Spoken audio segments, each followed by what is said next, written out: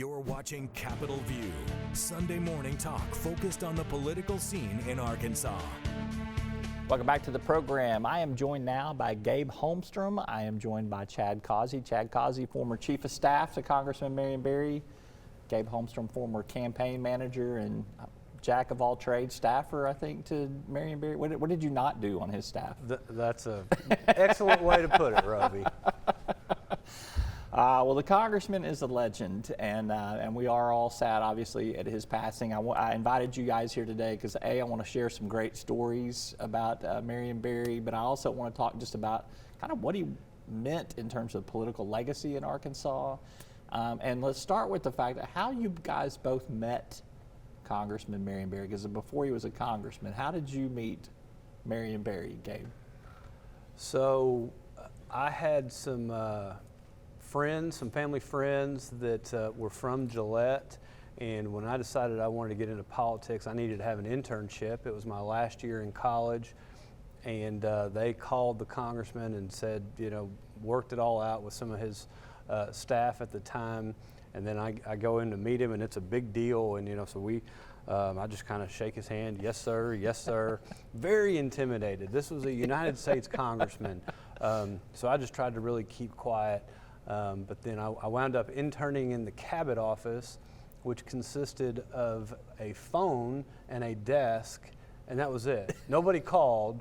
Occasionally the ladies at the revenue office would come across the hall and check on me. But it was like that outpost in Dances with Wolves, wasn't it? He was out there all by himself. We didn't have all the action that Chad had up at the Jonesboro office. We had several outposts, Roby, across the first district. How did you meet Marion Berry? Not unsimilar to Gabe. It was a chance meeting. I was about a year out of college working with Alltel in Jonesboro, doing inside sales, and his district director at the time came in to change the congressman's cell phone plan. Oh, okay. And so I was helping. You saw your chance. I did. I said, well, what does it take to work for a member of Congress? What does that look like? I was studying for the LSAT at the time. Was sold a good deal that I could study during the week for the LSAT and just carry him around the first district on the weekends, and took my chance, and I interviewed with him from Harrisburg to the Memphis airport, staring at the back of his seat. I was in the back seat, so I never even made eye contact with him during my interview, and the district director at the time, who you remember, Jason, he did most of the talking anyway. So, but when we got to the airport, the congressman got out and looked at the district director and said, I think he's all right, let's go ahead and hire him. So that's how we got started. What was he like to work for? Some politicians are tyrants, some politicians are storytellers, some politicians love campaigning and hate governing, some love governing and hate campaigning. What was it like to be on the staff of Marion Berry? Is there an all of the above? I mean, there were different times for all of those things, I think. But he was a friend. He was a boss. He was a mentor.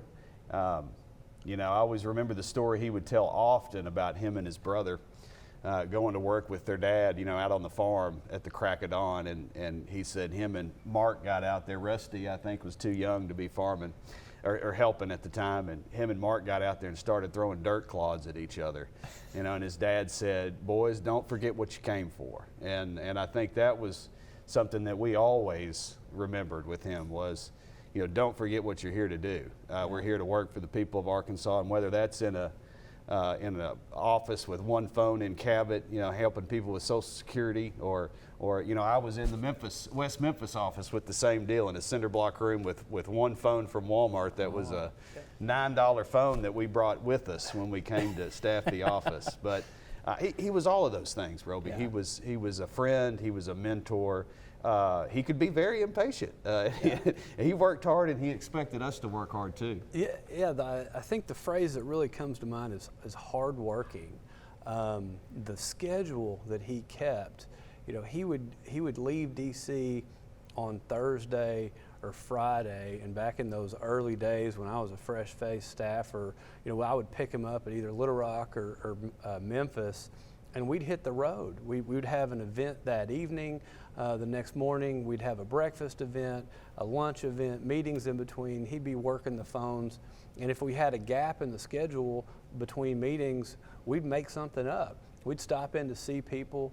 And we always ate good, too. That was an important component. Yes. We always ate very well.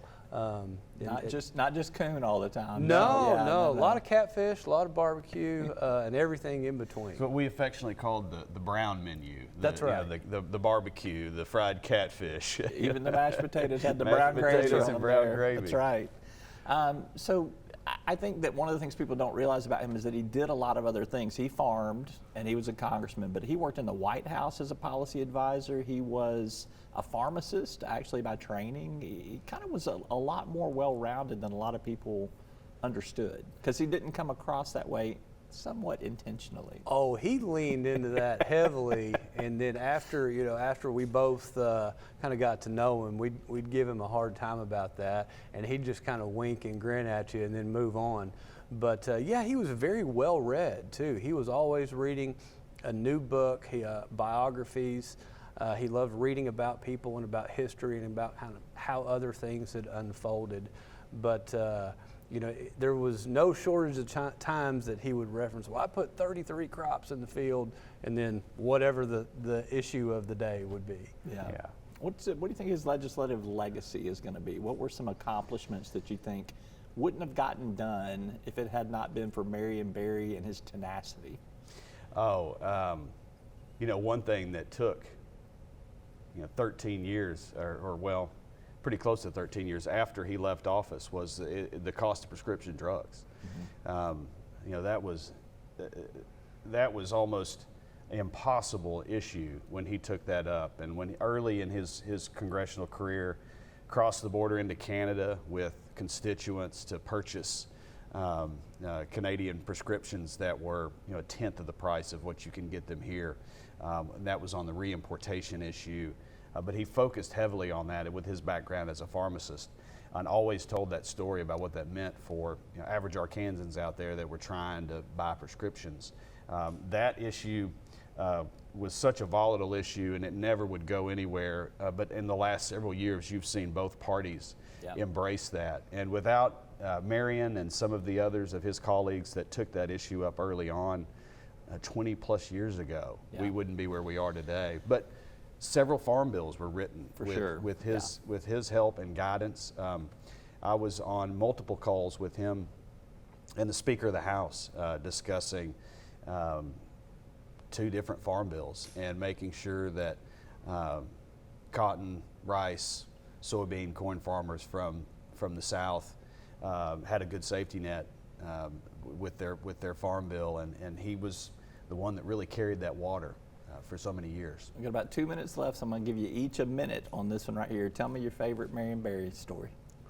Well, I think we were headed south on Highway 1, and he was asleep. We were headed back to Gillette, and we get pulled over, and then he wakes up, and then I still get the ticket, right?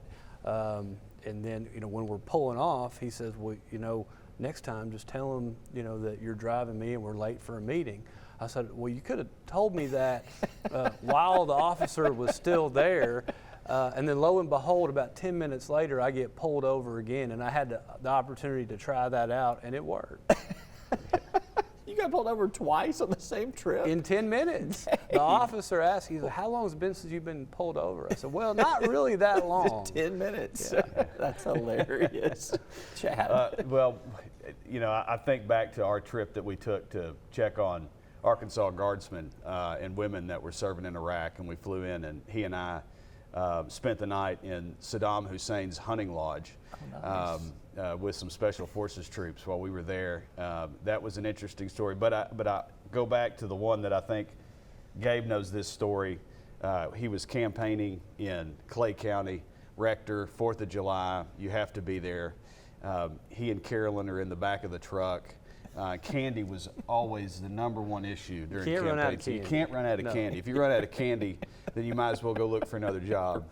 Well, he runs out of candy, but he's looking out there and he thinks, well, I've just, here's the end of the parade. There's the right turn. We're getting off the main drag. So he throws his last bit of candy. He makes the turn. He thinks he's home free, and he looks over and he sees a scrawny little redheaded kid standing there on the corner by himself, and he yells up at him and says, "Hey, mister, throw me some candy." And Marion says, "I can't, I'm all out." And the little kid looks at him and says, "Well, what the hell did you come for then?" And that's what he always reminded us, what we're here for is to serve people of Arkansas, and that's what he did. All right, Chad and Gabe, thank you both for sharing memories. It's a good trip down memory lane there. Keep us posted on the memorial service later in June, okay? Absolutely. All right. We're back with more right after this.